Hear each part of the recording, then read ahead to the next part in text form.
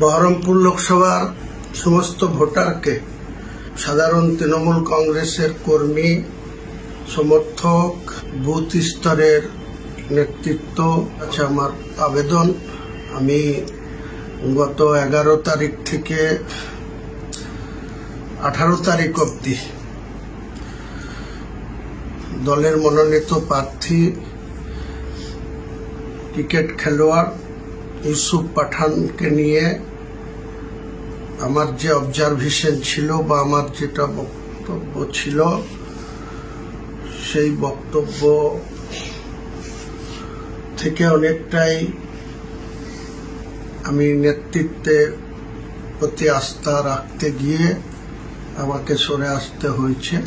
আমি সেই বহরমপুর লোকসভার তৃণমূল কংগ্রেসের কর্মী সমর্থক বুথ স্তরের নেতা, অঞ্চল স্তরের নেতা, ব্লক স্তরের নেতা, যারা প্রকৃতপক্ষে এমএলএ এমপি আমাদের মতো লোককে ভোট দিয়ে নির্বাচিত জনপ্রতিনিধি করে, তাদের কাছে আবেদন।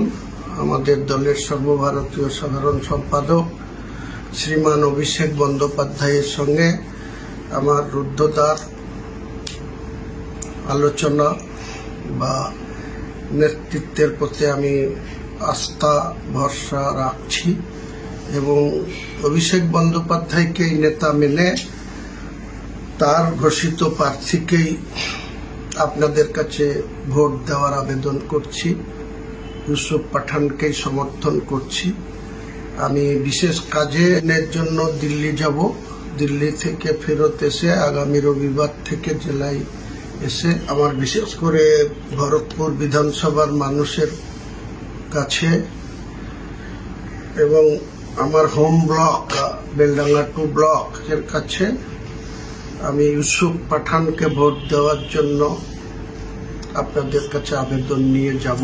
আমাদের দলের সর্বোচ্চ নেতৃত্বের সঙ্গে আমার খুব সৌহার্দ্যপূর্ণ সুন্দরভাবে আলোচনা হয়েছে। সেই আলোচনার ভিত্তিতে আমি আমার যে 7 দিনের বিরোধিতা, মানুষের কাছে যে আমার বক্তব্য, অনেকেই আমার বক্তব্যকে আপনারা সমর্থন করেছেন, অনেকেই আবার সমালোচনা করেছেন।